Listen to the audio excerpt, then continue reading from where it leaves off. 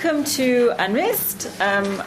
My name's Sarah Cook. I'm the director of UNRISD, and I'm first delighted to see the room full again for one of our seminars, and particularly delighted to introduce Magdalena Sepúlveda, who I think most of you will know or know of, who is currently the UN Special Rapporteur on Extreme Poverty and Human Rights. We also have the privilege of having her here visiting at UNRISD as a research fellow during this year. And Magdalena's work as Special Rapporteur, well, before that, she's a human rights lawyer with extensive experience in different institutions on international human rights and law. And has worked in a variety of institutions, including the Inter-American Court of Human Rights and the UN University for Peace in San Jose, Costa Rica, and previously in Geneva at the International Council on Human Rights Policy, which many of you would know. But I think we know her work particularly through her role as a special rapporteur, where I think there obviously are a number of special rapporteurs that really have made a big impact, and some of Magdalena's reports, particularly I think on poverty, social protection, the impacts of austerity on the extreme poor, etc., have really come into the development debates. I think we're all becoming more familiar with how we bridge, how we use the instruments and the language of human rights in the areas where people like us in the development who look at issues of poverty, social protection, how we can use those tools, but also how, where the gaps are between the discussion from a rights perspective and from a development perspective. I think if we look back, certainly from when I was at IDS, and we would sort of discuss the rights-based approach to development in very woolly terms. And I think now what we're seeing is really some clarity about what are the instruments, how are they useful to us, but what does development offer when you're thinking about rights approaches to really realizing the process of realizing those rights. And I think we're very pleased, I'm very pleased to have Magdalena here, so we can sort of have an ongoing conversation about these issues, which are not obvious and easy. And I think we still have a lot of questions we're grappling with. So I would just like to make a couple of announcements. Apparently, I've got to say some things. To inform you that the event is being recorded. It will be available on podcast or on the web. There is live tweeting, and there's a participants form that we would request that you fill in before you leave. So I'm just going to hand over to Magdalena to talk for maybe up to 30 or so minutes, and then hopefully we'll really be able to have time for a good discussion following from that. So. Thank you very much. It is really a pleasure for me to be here, and I feel very comfortable as being an UNRISD fellow and talking here today, so I'm very happy. I will try to speak briefly and to present the argument in order to have time for discussion. The whole idea today is to present why a human rights approach to social protection it is needed, and it will provide additional tools to not only to make some social protection system more sustainable, but more than that, to respect the rights of the beneficiaries. I think that while social protection has gained prominence and political support in development and poverty reduction discourse over the past few years, and I think in an unprecedented manner, I think that there is still a very important analytical gap, that is the lack of analysis from a human rights perspective. While I recognize that there's been important development, the Committee on Economic, Social and Cultural Rights, which is the supervisory mechanism of the International Covenant on Economic, Social and Cultural Rights, for which there are more than 160 state parties, so it has a very broad ratification. Already in 2008 issued a general comment on the right to social security, that it is understood to include contributory and non-contributory systems. So the right to be benefited by social assistance and social insurance. And the social assistance part is the one that I'm very interested in. And of course, last year, the ILO Recommendation 202 on social protection floor, although it does not mention human rights in the substantive part of the recommendation, it does mention human rights in the preface and several important human rights treaties. Despite that, it has a very important rights-based approach. However, if one considers the extensive number of obligations that the state have voluntarily assumed under human rights treaties, and the fact that all UN agencies have committed to mainstream human rights in their work, I think that the lack of a more systematic discussion of social protection from a human rights perspective is extremely concerning. I have worked with several experts for the past 5 years in order to develop what would be a human rights framework of social protection mechanism. And I have visited several countries and met with several beneficiaries of social protection system in order to inquire these human rights implications. And therefore, what is important to highlight here is two different approaches, and I'm going to try to address them both.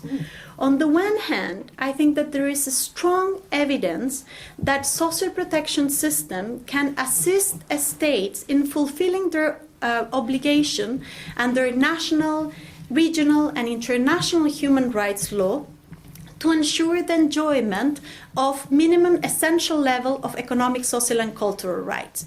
So social protection system has helped states in ensuring, for example, minimum essential levels of the right to an adequate standard of living, the right to food, health, education, and the right to social security. However, social protection system or human rights obligation are important not only in the final result, not only by the fact that social protection system ensure or facilitate the enjoyment of certain rights, but human rights obligation limit the discretion of the states also in the way in which social protection systems are implemented. Therefore, a state must comply with several human rights principles and norms when implementing social protection system. And this is what I would like to refer today. The main obligation that the states have in this regard is ensuring an adequate legal and institutional framework and adopting a long-term strategy in regard to social protection system. Because it is a right, it is the right to social security, a state must incorporate this right into their legislative framework. We have seen, for example, that social protection systems that have incorporated the right to social security or social protection within their system are better implemented. And South Africa and Brazil are a good example of this, where you have from the constitution to a law that enshrine the right to social protection. However, oftentimes what we see is that social protection systems are based only on presidential decrees, policy statements, manuals, and guidelines that do not ensure the long-term strategy of rights. And this can seriously threaten the enjoyment of rights of the beneficiaries. this is extremely worrisome in some pilot schemes that have been implemented with external support. In order to have a strong, effective, transparent, and accountable social protection system, the requirements of a human rights approach, it is necessary that the beneficiaries know, for example, or are able to identify who are responsible for the implementation and the role of all those who are responsible in all the different stages of the implementation, from the local level to the national level.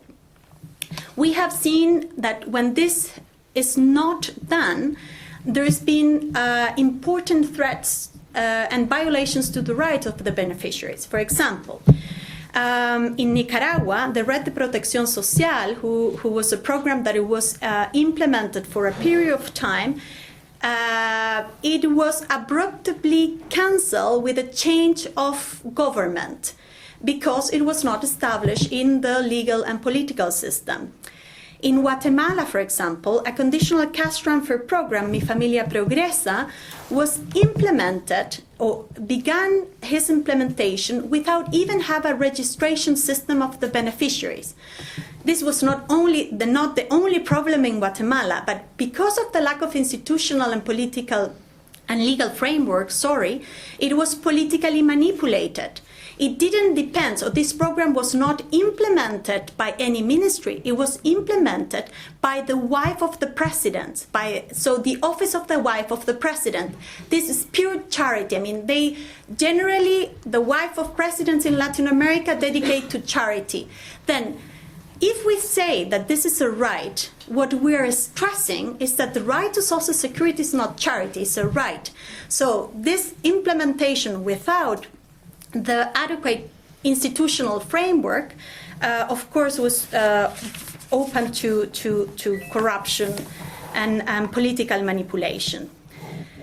Not only including, the benefit of having a good institutional legal framework not only ensure fiscal sustainability, but it is very important, as I said, or what I would like to emphasize, to the enjoyment of rights. This legal framework should include, as a minimum, the precise eligibility requirements, the mechanism for transparency and access to information. It should define various roles and responsibilities for all those involved, should articulate long-term financial requirements, should establish accessible complaints and appeal mechanism, and should establish participatory channels. A second very important principle in which it is important that we concentrate, because it's the basis of a human rights-based approach, are the principles of equality and non-discrimination. This is at the core of a human rights approach. The respect of this principle has several important implications in the implementation of a social protection system. First, it is to incorporate a gender perspective. And this is quite important, that the gender perspective should be incorporated from the design, the implementation, and the evaluation of the system. Making women the direct beneficiaries of social protection system in some country does not ensure gender equality. If we look at conditional cash transfer programs, for example, that tend to be channeled through a female head of household, we know there is evidence that by targeting women, there is an improvement in education, health, and nutritional level for some members of the family, in particular children. We have some evidence on some programs that by channeling, for example, conditional cash transfer or cash transfer to women, they feel more empowered. However, this does not necessarily transform gender relations or ensure a comprehensive protection of women's rights. Sometimes these programs, by channeling or in particular, I would say conditional cash transfer programs, by imposing co-responsibilities on women, they perpetuate the stereotyped roles in society, the roles of women in society, instead of challenging them, and reinforce the patriarchal attitude in certain societies. Recognizing the rights of women required, for example, to take into account the role of women as caregiver, in the design of the program. We have seen, for example, in some, there is evidence from some conditional cash transfer programs in Latin America, for example, the Oportunidades programs in Mexico, that there's been the fact of requiring women to comply with certain co-responsibilities open the space for the views of the system by other stakeholders. In the case of Mexico, there is evidence, for example, that there has been some abuse from healthcare providers, that women have to take their children to medical checkup and vaccines. And there's been examples of abuse these healthcare providers against these women. In Colombia, there's been evidence of abuses by the teachers that has to certify the compliance with the requirements of children going to school. In Bangladesh, there is anecdotal evidence that a female secondary school assistant program, that it is a stipend for girls going to secondary school that act as a condition, similar to a conditional cash transfer program, because girls are required to comply with certain level of assistance and certain level of grade, some abuse of teachers in order to certify this compliance. Therefore, what is important is that these possibilities are taken into account in the design and in the evaluation, for example, of the social protection system, in order to gather information and be able to act and redress. Another important implication of the principles of equality and non-discrimination is ensuring non-discrimination and equality in the selection of the beneficiaries. In this sense, I have to say that universal access to social protection system, it is more in line with human rights norms.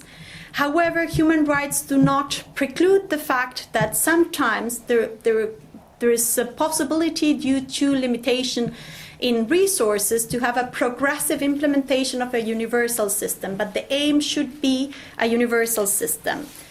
But the selection, even if it's a targeted system, the mechanism has to comply with certain requirements. They be objective, reasonable, transparent, and should ensure that there is no stigmatization, in the implementation of the mechanism.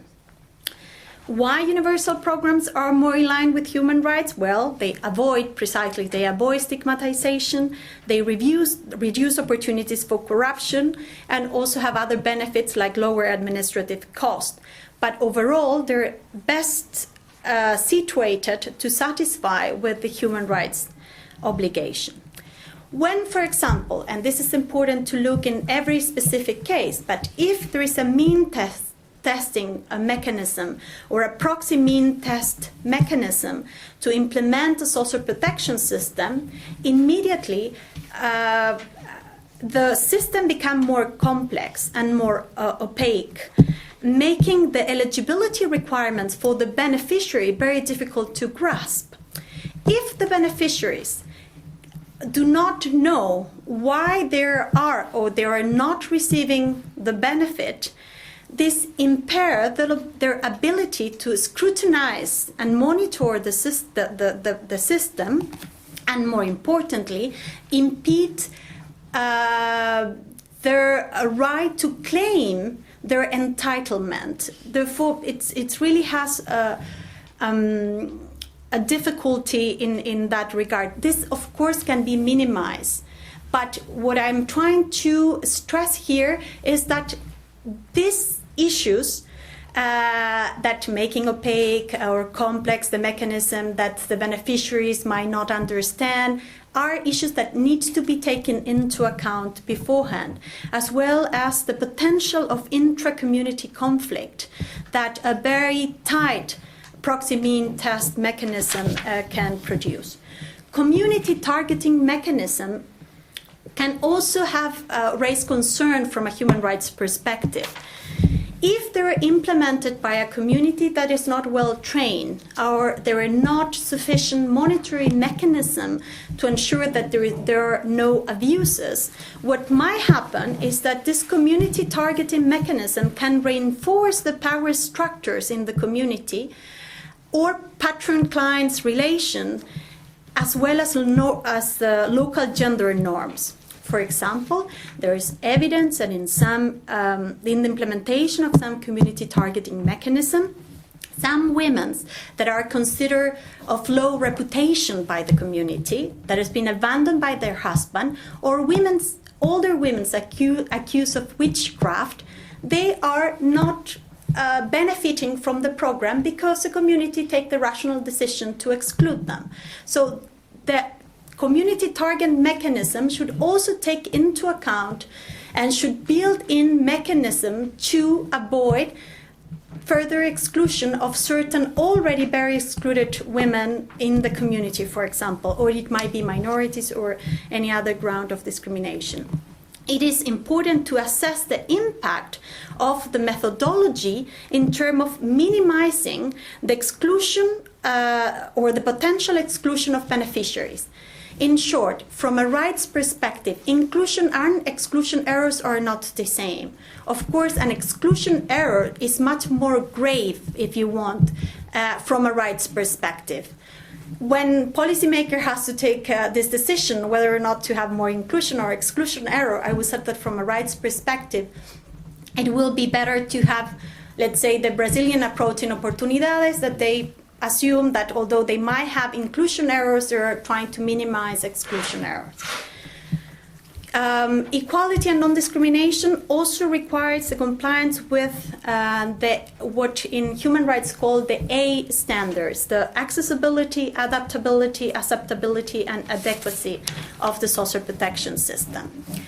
So it is important in terms of accessibility, for example, to assess that some administrative requirement, such as identity documents, or fill complex forms, or fill forms that require a certain level of literacy, have an impact in excluding the most vulnerable groups in society, and in particular women. Why? Because due to structural discrimination against women, they are generally the ones that lack identity documents, for example, or suffer more from illiteracy. Distance is also a crucial thing. I mean, the physical accessibility to, for example, collecting the benefits. If we look, just to give you an example, in the Kenya Hunger Safety Net program, 8.3% of the household work more than 4 hours to collect the money, and in average, everybody has to work around 90 minutes to collect the benefits. This, of course, has an enormous implication for persons with disabilities, older persons, and certain groups, and even women with care responsibilities. So again, what I'm stressing here is the need to take this into account in advance. The same happened with electronic method of payments. There's been good studies that show that some electronic method of payment discriminate certain older persons that have less easiness in doing or working with this electronic method of payment. It should also be adaptable to the need of the population, and this is very important. It's of course very obvious, but it's not always taken into account. Just to give you an example, the Bolsa de Mayo program, a cash transfer program that is implemented in Timor-Leste, it is almost a copy of the Bolsa de Familia in Brazil. So, and this idea that you can copy a system implemented in a middle-income country in a low-income country is completely mad, but they actually have some papers in which they even recognize that they are taking it from the Bolsa Familia, and they're very proud of that. But this is the stupid thing, I believe. It has to be culturally accessible, but taking into account the multiple form of discrimination on the grounds of race, gender, sex, class, etc. And of course, this has to be examined case by case in the different programs. Going to another point, a rights-based approach, leaving non-discrimination for the moment, also required to ensure that the implementation of co-responsibilities does not undermine human rights beneficiaries.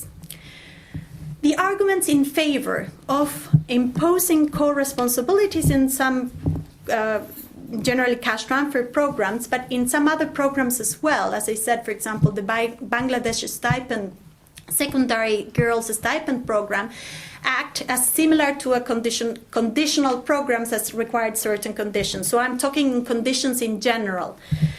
One is that those who support this conditions or co-responsibility, I think that is the change name is pure rhetoric, so I still believe that we can call it conditions. But these co-responsibilities are necessary to influence the behaviors and attitude of the beneficiaries in order to improve the outcomes in health, education, etc., to improve the investment in human capital. Another argument is that by imposing these co-responsibilities, it is more likely, the program is more likely to be perceived as benefiting the deserving poor, and thereby facilitating the political and social support of the program that, of course, is important when implemented. And another argument is that these co-responsibilities might contribute to the self-esteem and the autonomy of the beneficiaries, as they feel that they're not receiving something for nothing. To be honest, I found all these arguments absolutely against human rights. First, the first argument, assume that people living in poverty cannot take rational decisions in regard to their livelihood or how to improve their livelihood. By imposing conditions or co-responsibilities in this way, it undermines the autonomy and the freedom to choose by people living in poverty. In addition, I think that, as some critics has stressed, there is no sound social and economic evidence that by imposing conditionalities, we achieve a better impact in the desired outcome of health and education. Therefore, without this evidence, I think that it's very difficult to continue arguing on co-responsibility. I think that also by imposing additional co-responsibilities or conditionalities, the administrative cost of monitoring the conditionalities are higher. In Mexico, for example, the enforcement of conditionalities on the Oportunidades program represent 24% of the overall administrative cost, but also required some private cost that has to assume the beneficiaries. And I think that that money might be better spent in expanding the program. From a rights perspective, everybody has the right to enjoy minimum essential levels of all economic, social, and cultural rights, minimum subsistence level, without any conditions. These rights are not conditioned to any obligation or co-responsibility on the part of those who are entitled to these rights. Therefore, from a rights perspective, I think that is extremely there is a huge tension between imposing conditionalities and respecting human rights. In the only rights that I think that there is some possibility to have a different approach will be on the right to education, because in that right there is a more clear responsibility of the parents or the guardians in regard to the education of children. But otherwise, I think that is extremely complex to to comply with the human rights and respect the autonomy of a person living in poverty. I believe that while it is an important argument, the need of policymakers and society to accept this program, and therefore if they perceive that these programs are benefiting the deserving poor, they're going to provide more support. I think that the problem there is the way in which we are selling the program. Because, as I said, from a rights perspective, this is not charity. I mean, those who are benefiting from social protection programs have the right to receive the program.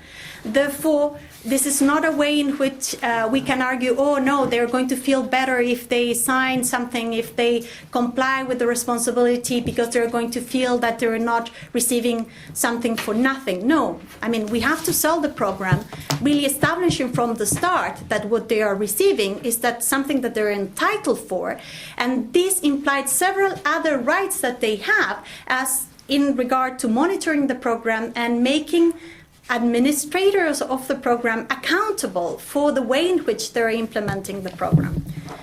Moving to another principle that they have to respect, and I have two more, so 3 more and finish. No, less than 10. For ensuring transparency and access to information. Limit access to information impede beneficiaries of the ability to claim their rights and increase the likelihood that the programs or the resources allocated to the programs are going to be mismanaged. Transparency must not be limited only to the financial aspect of a social protection system or a program. It should cover all core elements of the program: the targeting mechanism, the eligibility criteria, the benefit level, the complaint and redress mechanism. From a rights perspective, everybody has the right to seek and receive information from the state. Therefore, the state has an obligation to facilitate the request for information about any given social program. Therefore, in order to comply with this, social protection programs or mechanism should have built-in mechanism to facilitate access to information not only by the beneficiaries but by the society at large. Another principle is ensuring meaningful and effective participation. Participatory mechanism cannot be pro forma. They must take into account the symmetries of powers in the community, and they have to address the unequal decision-making powers and try to redress this unequal decision-making powers, not only at the community level but also at the household level. The participatory mechanism they must be designed taking into account any gender approach. An example: the Plan Jefas y Jefas o Hogar Desocupado, a conditional cash transfer program in Argentina that is for unemployed men or women, head of household, had established municipal advisory councils, called in Spanish consejos consultivos. Well, this municipal advisory council, that were a participatory mechanism of this program, were co-opted by men and by their clientelism network. Therefore, what happened was that basically program that was benefiting a great majority of women was controlled or by men. And this is the type of things that should not happen. There was no quota established for women, and the great majority of those who were part of this municipal advisory council were men in this program that was benefiting mainly women. Ensuring access to accountability mechanism and effective remedies. Of course, this is the core of a human rights approach. We have seen good examples in some programs, and again, I have to refer to cash transfer programs because there have been largely studies. The Bolsa de Familia program, for example, have very important social control committees at the local level that act as a very important accountability mechanism. In order to ensure good accountability mechanism in the program, they have to be gender accessible, they have to be cultural appropriate, but they also have to comply with several other requirements to ensure accessibility by the most disadvantaged group. For example, they should accept anonymous complaint, they should be designed taking into account low level of literacy, they should take into account alternative language.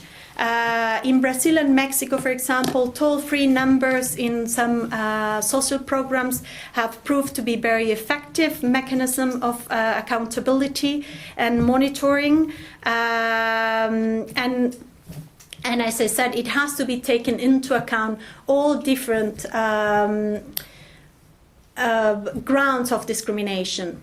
A good example is the Bono de Desarrollo Humano, a cash transfer program in Ecuador, had a very good toll-free number in which this toll-free number, there were several operators, it was working almost 24/7. All of them, all the operators were speaking Spanish, while 47% of the beneficiary of the programs were indigenous people who speak Quechua. So again, the main problem here, when we look at this program from a rights perspective, I think it's good. This provides a good example on what are the different. If I have limited resources as a state, and I make this very positive state to provide, for example, a toll-free number mechanism for accountability, well, if I exclude those who are most disadvantaged and suffer from a structural discrimination, it is a problem. In that sense, for example, I will prefer they would have started only with Quechua-speaking operators and then move progressively to the Spanish one, or at least to have some sort of proportion in order to be in line with the human rights mechanism. I'm going to stop here. I think that I have said several issues that will rise discussion, so I'm open for any comments, discussion, or criticism. Thank you very much.